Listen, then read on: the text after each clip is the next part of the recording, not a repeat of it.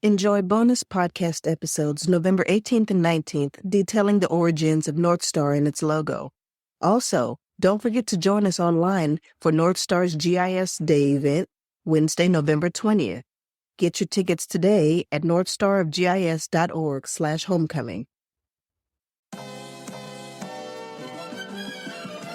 Be Black. Be bold. Be innovative. Show the world equitable geo. We're coming together as a collective to celebrate people of African descent, the diaspora, and talking about geospatial equity and justice. You're listening to the NorthStar Gaze, a podcast with intimate stories from geo luminaries. I feel like we've been telling this NorthStar origin story in bits and pieces over the past few years. And I wanted to pull us together to document and finally get this story on the record once and for all. So I'm here with Clinton Johnson to talk through the NorthStar origin story. Hi, Clinton. Introduce yourself. Hey, I'm Clinton Johnson. I use he, him pronouns, and I volunteer as the executive director for the NorthStar of GIS. Okay. And I'm Aisha Jenkins. My pronouns are she, her, hers. And I volunteer as the vice president of the NorthStar of GIS. So, Clinton, take us through where we were. I believe it was January or February timeframe, and we were in a particular headspace. So take us through you initiating the series of calls that led to the informal formation of NorthStar, and then we will take it from there. You know what's wild? I never actually thought about this before until you mentioned time frame, but I'm sure that I could track down the first conversation that I had that was the origin of the NorthStar, the seed for the NorthStar idea, because it was 1 or 2 days following the murder of Fernando Castillo. And I had seen his name trending on social media. And at that point in time, it was clear that when you start to see a name trending like that, that it means something. And in that meaning came lots of weight. And I just didn't have the energy physically, mentally, emotionally to deal with it when I first saw it trending. So I started to shut down technology. I said, okay, I'm not going to be looking at my phone because all I'm seeing are alerts on all of the channels, text messages too. Get home and it's on TV. And I'm like, now I'm watching TV. So that night I'm checked out of humanity. And then the next morning I'm on my way to work and I see it trending again. And I realized that I was using a privilege that this person's family didn't have. So I thought, okay, the least I can do, folks are trying to communicate. They're trying to get the word out, trying to catalyze change. The least I can do is just, I can watch and I can be inspired or moved in some way. And so I get to work, go into the office, close the door, watch this video. And just a few minutes long, when it gets to the part where the little girl is in the backseat consoling her mother, that broke me. And now I'm in the office and I'm weeping and I see a message come over the email saying, hey, everybody come into the break room. It's cake day. Let's enjoy cake. And it was never more clear to me than in that moment that I was living a completely different experience while I was at work. I had worked in local government for years and I thought that I knew what it meant to be underrepresented in GIS, underrepresented in tech, underrepresented at work. But at least in local government, especially a local government that's situated in a city like Philadelphia, a significant number of the people who were in the spaces I moved through were Black. As I got into meetings, that number decreased. As I rose the ranks in terms of leadership, those numbers decreased.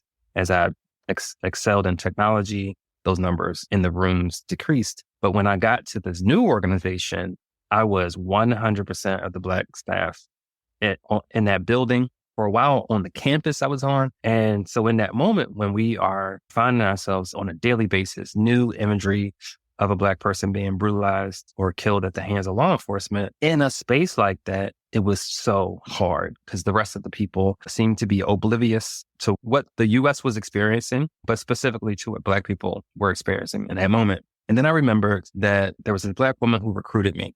So I reached out to her and I just checked in. Hey, this is what I'm feeling. How are you doing? What is it like? And she appreciated the call. I had thought that because when I met her once at campus, there were other Black people on her team, on her larger team. But in her day-to-day work experience, she was the only one on her floor. and it was hard. And so she encouraged me to reach out to other people if I knew any. And so I started doing that. I'm reaching out and initially around Philando and others who we lost in that time period, but then later just around connecting with Black folks in general. One of the people that I ended up connecting with at some point was Aisha. And I can't remember if that was before or after this one user conference where I was all fired up. And at that one user conference, this is one of the largest geospatial user conferences in the world, definitely in the US. And for years, I had attended that conference and very often felt, there's only about 5 or 6 Black people that I'm going to run into while I'm at this conference. And most of them probably will be nervous about even interacting with me if I'm a stranger to them. But this time I was fired up and I wanted to just start to connect with people and get us thinking about what we could do together to be the change that we needed. And while I'm doing that, I'm just going up to people who may identify as Black and I'm just talking to them about their experience in GIS, not just at this conference, but in GIS in general. And at some point, I run into somebody who says, you know what? There's another person doing the same thing and you should talk to them. And she's from an HBCU. Then I run into another person and say, you know what? There's another person doing the same thing. And he's from an HBCU. I was like, oh, do you mean her? They were like, no, it's another person. So it turned out there were 2 other people doing something very similar at the same time. One person, Dr. Linda Lubert, who was an educator at Morgan State University, who had been a part of a cohort of other HBCU educators who some 17 years prior to that moment had all met up during the conference. They just met each other out of coincidence and they started talking and they realized that they all were HBCU educators and they started to convene with intention every conference year after. The other person, Kendrick Faison, was a Black geospatial business owner who had interned in a GIS role early in his career and had been really inspired about the work and had long struggled with the lack of representation in general. And then once becoming a business owner, was really struggling with the notion that he was very often the only Black business owner in the room with other business owners. And while other folks aren't necessarily excited about having other competition in the field, like other businesses spring up, he saw it differently and he wanted to see other Black entrepreneurs prosper and wanted to see other Black professionals prosper in GIS. And so at some point I do bump into both of them at that conference and the little spark of an idea that I'd had started to grow. And once I had a conversation with Aisha, it grew even more. In some ways, Aisha was revealing a lot of the struggles that we would encounter if we did anything to try to either create space for us to connect and get together as people of the Black African diaspora in GIS, or try to advocate for change or introduce more folks to opportunities in GIS. And that was really helpful, right? That I felt was the start. And then at some point we landed on a code name of NorthStar and it stuck for a lot of good reasons. All right. Thank you for that, Clinton. Okay, so let me rewind. Philando Castile's death happened around 2016, 2017. May he rest in peace. So if I'm getting this timeline correct, this is when the seed was planted. And then around 2018 might have been the time where you went to the conference and you met Dr. Lubert and Kendrick Faison. Yeah. And then I believe we had a conversation probably that winter of 2019. And I remember that because I was pregnant and preparing to go out on maternity leave. And so now, I will backtrack just a little bit about some of my stories. I had also been in a large office where I was one of a few, probably the only Black female in the office. And I had entered into leadership roles and had encountered the same scarcity of people who look like me. But it had always been my nature that whenever I would see Black people, I would get so overjoyed and so happy. And I'm like the first person to greet them with a smile, with open arms. That was my mission. That was my job. But I had always noticed that whenever I went to the home office, that's where I saw a lot of Black individuals in different roles and different positions. Probably once a year for 8 to 10 years, I would travel back to the headquarters location. So then I started meeting up with other Black people who reported to me or who were in the vicinity of wherever I was meeting. Hey, you Black, I'm Black, let's do lunch. There's always this gaze, this white gaze that where any more than 2, what do they say in the Christian church? Where 2 or more join in my name, whatever. So where 2 or more Black people join, suddenly you feel very seen.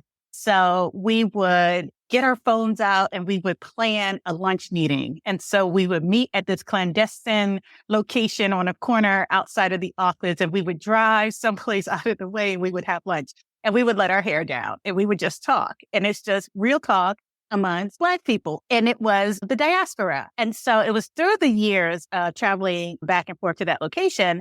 One of the Black employees was like, there's a Caribbean massive, right? So it means that there's a Caribbean community that converges, that works out of headquarters. And at some point in time in the future, we should get together, we should meet. And so I got the person's name and didn't really get an opportunity to meet because I had decided that I had enough of microaggressions and stress, that I had stepped out of leadership. I was also pregnant.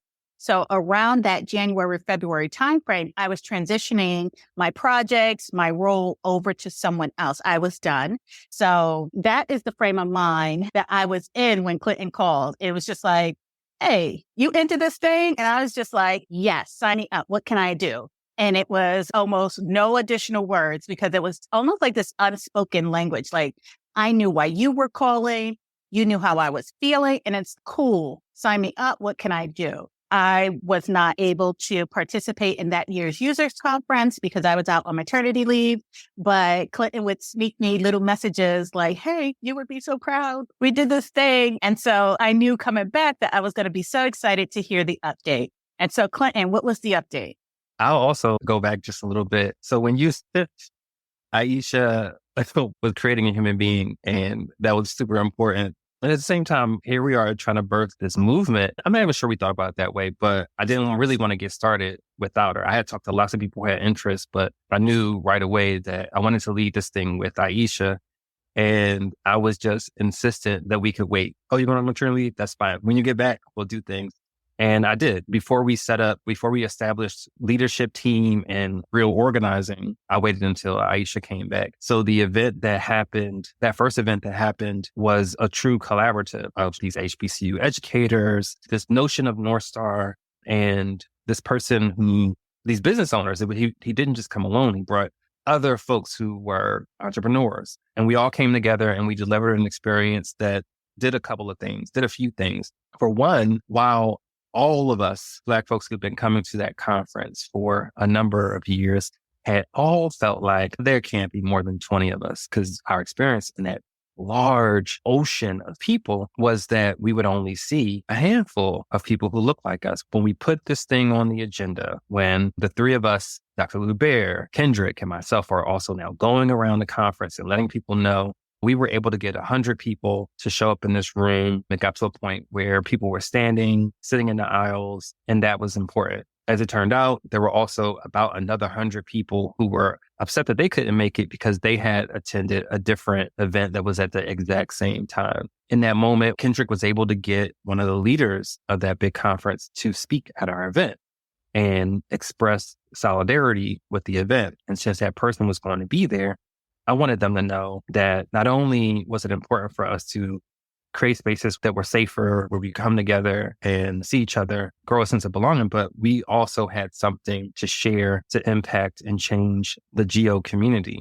One of the things I didn't say about the conversations I was having with people was that there were a lot of common things about barriers people were being presented with, common themes about experiences of exclusion that people were faced with, and common things around times when their customers were asking for help using GIS to advance racial justice. And all the people with GIS hats on in those conversations would either change the subject, be confused, not know the relationship between race, racism, and maps, not know how to talk about it. And so therefore, a lot of missed opportunities to use the power of geo thinking and geo practices and geotechnology and data to really just call out in sharp relief racial disparities and then do something about it. While there were some folks who, despite those challenges, were moving ahead anyway.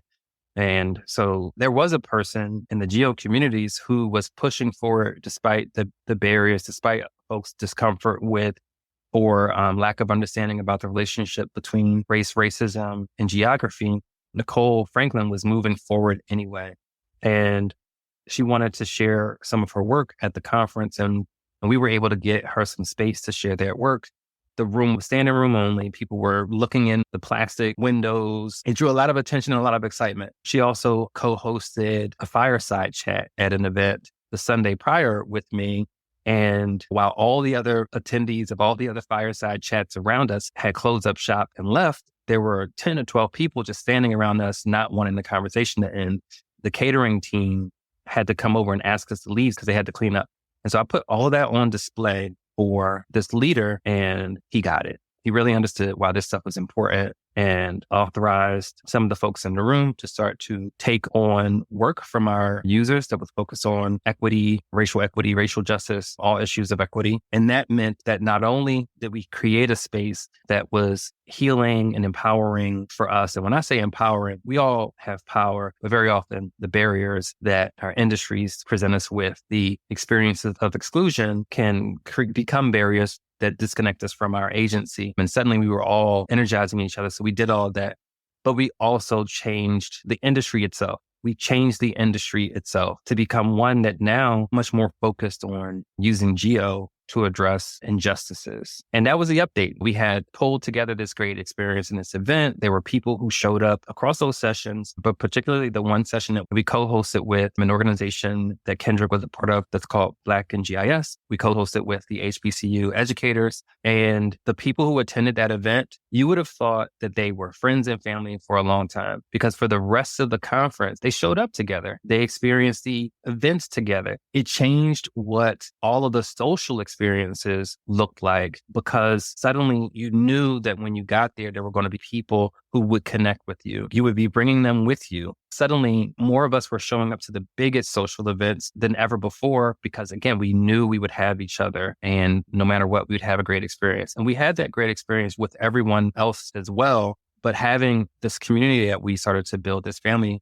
this network, this overground railroad, if you will, to the possibility of thriving and finding belonging in geospaces was just helpful and empowering. And that was the update. And so I got that update and I was so proud. My heart felt warm. And I knew that in the coming year that we would have work to do. What was going through our heads was, how do we formalize what this experience offered? And so I chuckled because, Clinton, you also left out that before I went out on maternity leave, you were working on a logo. The logo was very cute. We knew where we wanted to go with it. And so I was like, okay. But then when I came back from maternity leave, the logo was all polished and nice. And so we actually have an episode with Clinton and the logo designer to talk through the thought process and the different layers of intentionality that went into the creation of the NorthStar GIS logo. So let's go back through the Black organizations, because in meeting with the 6 Black GIS firms, there were a collective of HBCU professors. And what we ended up doing was transitioning those informal communications and those informal connections into a series of meetings that we had that led up to what became our first official homecoming, because we do consider the 2019 event the homecoming.0, right? And so then homecoming 1 ended up happening in 2020, and it was a virtual event. But leading up to the homecoming, we pulled together this collective of Black GIS business owners and this collective of HBCU educators, and we began to think about what was really needed for the Black or African diaspora with regards to this tool that's called GIS. And so through those series of meetings, we began to formulate and really create structure around what eventually became the 2020 homecoming event. And that was a major success. And to put all of that in context, COVID hit in March of 2020. So prior to that, we had already had NorthStar in place. We had already established a meeting cadence with individuals and our members. We were talking, we were leaning on each other, and then the pandemic hit. And then we were all working from home.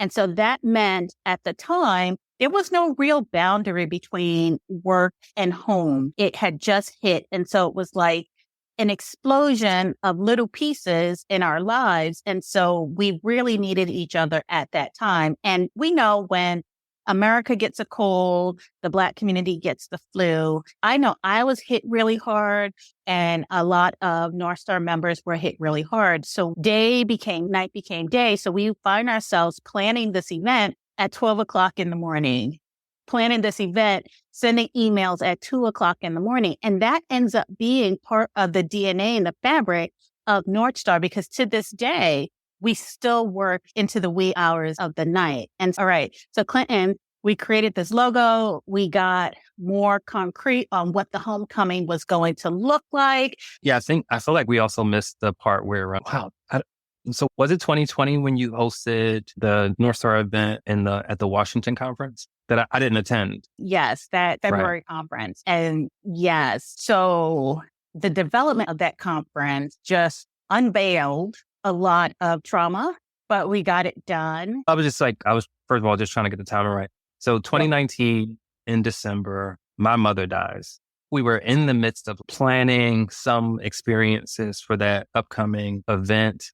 And now we would talk about that as a Black at GEO event where we were trying to add spaces where Black folks are centered and can find belonging around other GEO conferences. And I couldn't do lots of things. Like I couldn't really engage well in the planning. I wasn't geographically in the area, so I wasn't going to attend the event. So a lot of other people had to come together to make that happen. And so that was our second, which was also a success. And Aisha gave me the update on that after it happened. And I think we should talk about that. I don't think maybe we never talk about that these days because we're so focused on the quote unquote larger homecoming experiences, but that experience was also massive.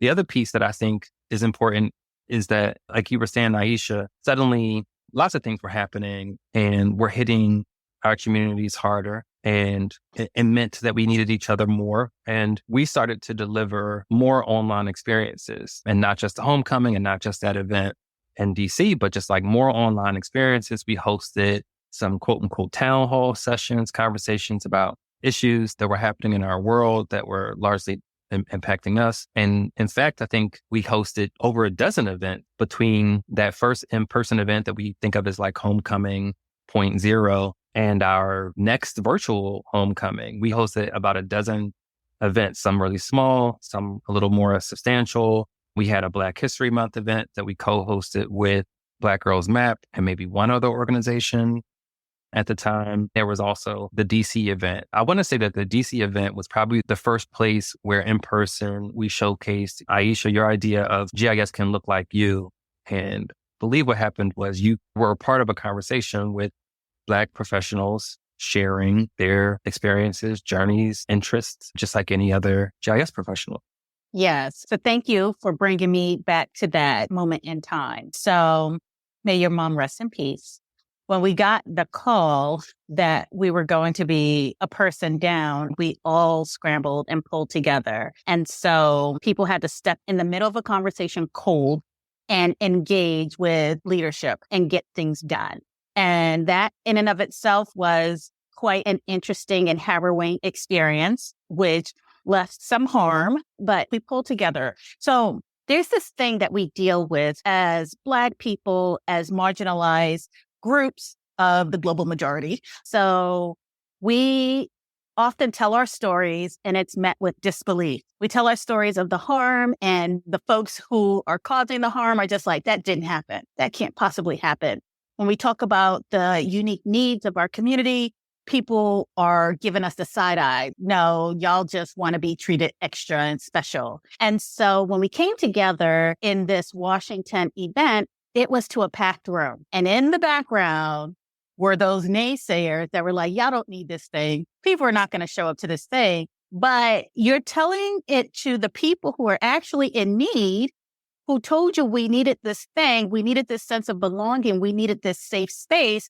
And you're telling us, no, y'all don't need that. You're not going to get the numbers. And we had a room full of people who came and engaged in this very active, this very energetic, this very healing conversation around what our experiences are like in NGO. And so we walk out of there knowing that we had something.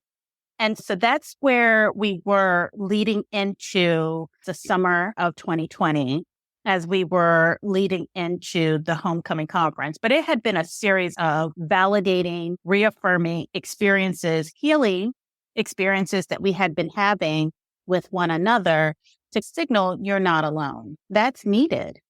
Yep. I want to talk a little bit. I don't want this to be like a huge jump from where we are, but I think it's important in the midst of Kwanzaa to talk about what was my thinking as I was trying to get other people excited to start this thing with me. And my background is in tech strategy with a focus on business, right? So I know how to hold together different versions of a vision statement and build design principles for an organization. And that, for me, for NorthStar, meant beginning with our elders, beginning with our ancestors. And so I tried to look to other efforts to unify Black folks, other efforts to make progress for Black communities, because fundamentally, for me, that's been a big part of why we do this. I've worked in GIS for 25 years now, and I saw firsthand how maps influence where resources go. And I saw firsthand how the folks in the room control what that looks like. And then later, now in this moment when I'm connecting with other folks, I'm seeing not just as an individual, but through the voices of others, how a lack of understanding of equity also harms. So I said, let's also look to efforts that were about advancing equity, progress, prosperity for Black communities. And that landed me on things like Kwanzaa, Ubuntu, Pan-African efforts around Kwanzaa resonated because we wanted to connect people across the entire diaspora. And someone else had already developed a set of principles. And we looked at each one of these principles, and some of them we thought didn't exactly fit, but then later realized how all of them made sense and all of them fit.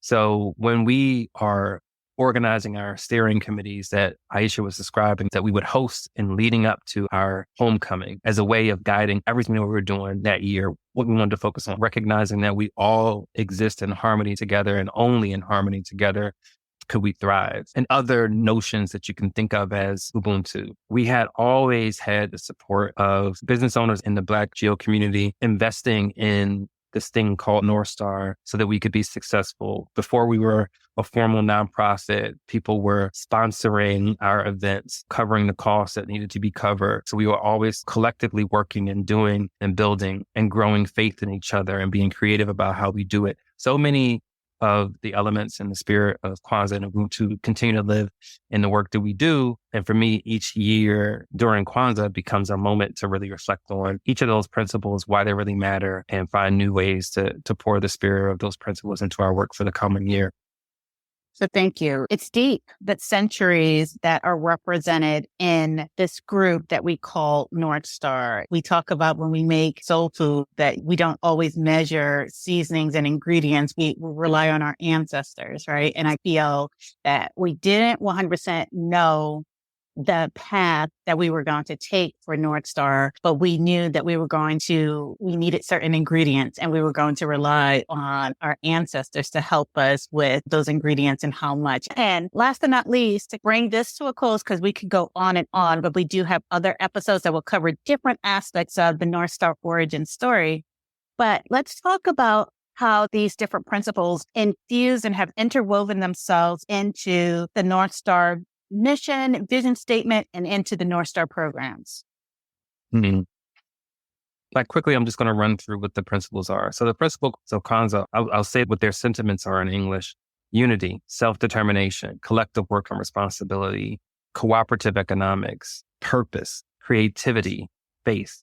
All of these concepts are viewed in the things that we do. First and foremost, we do things in the spirit of togetherness. We're thinking constantly about the other organizations that exist as our peers and our counterparts. So we think about the Black geographers in UK. We think about Black in marine science. We think about Black in geoscience. We think about all these other organizations and how we need to be working together in support of each other and how we need each other in the fabric of this work. Self-determination. We don't let others tell us who we are. And there have been times when people have told us what we should call ourselves as an organization, and that a part of that should just not reflect Black or Blackness. But we determine who we are on our own for ourselves and for our community together. And more recently, we talk about our community as a global network of melanated mappers. Collective work and responsibility. There is nothing more true about that than the way that our volunteer team comes together every single year, often on a daily basis, to execute the mission of the organization, build out that programming that we all know that our communities need. And when our communities have the space we need in GIS, internally, our external Black and Brown communities around the globe will also prosper because of how impactful geo practices are on the communities of the world around different issues. Cooperative economics. We would not be able to do any of the things that we do without the generous investments in our work from our donors and our sponsors, some of which are us in the organization itself. We believe in what we're doing. We have faith in our purpose, and we try to hold true to that purpose. Again, that purpose being ultimately to change the face of the world such that Black communities thrive and other communities of color as well.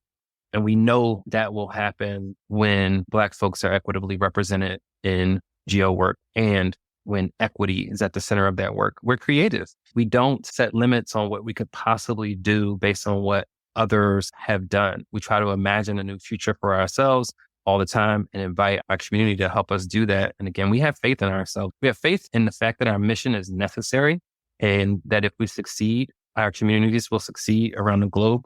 And that really is embodied in all the work that we do, and is how we can get all these folks to volunteer their time to pour into this work that delivers the great experiences that our communities benefit from. Thank you, Clinton. I'm curious, what are some of the NorthStar programs that we offer? A really great question. There's a number of challenges that we face as a global community embedded within geospaces.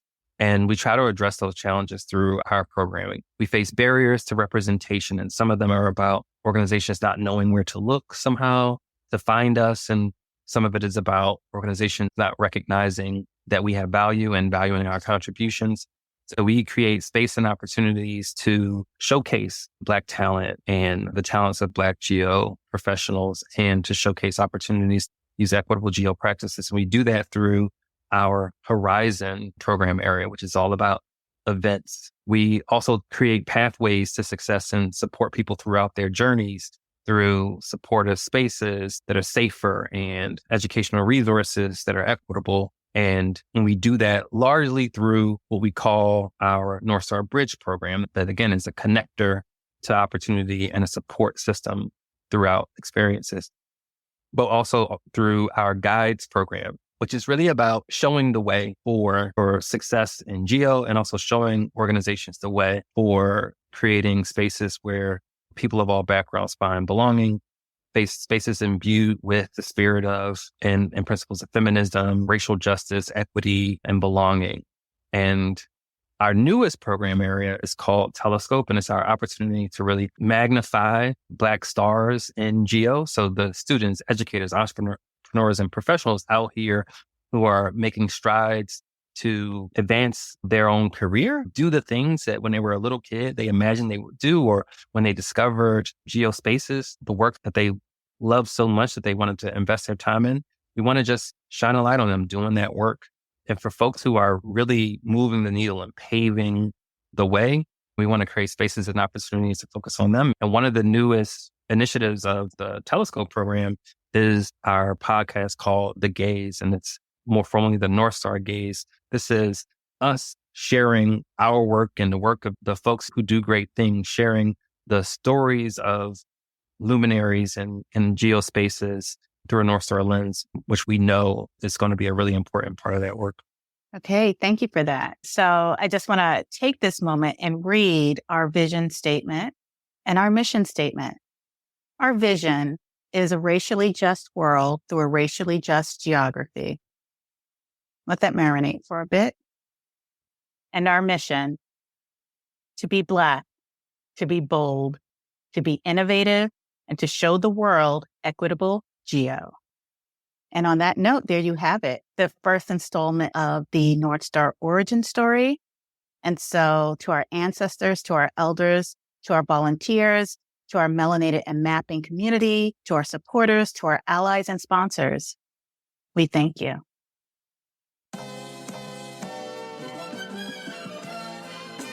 Thanks for listening to the NorthStar Gaze, intimate stories from geoluminaries. If you're inspired to advance racial justice in geo fields, please share this podcast with other listeners in your community. The intro and outro are produced by Organized Sound Productions with original music created by Kid Bodega. The NorthStar Gaze is produced in large part by donations and sponsorship. To learn more about NorthStar of GIS, check us out at northstarofgis.org and on Facebook or Instagram at GIS NorthStar. If you'd like to support this podcast and NorthStar of GIS, consider donating at northstarofgis.org/donate. Or to sponsor this podcast, email podcast@northstarofgis.org. You've been listening to the NorthStar Gaze.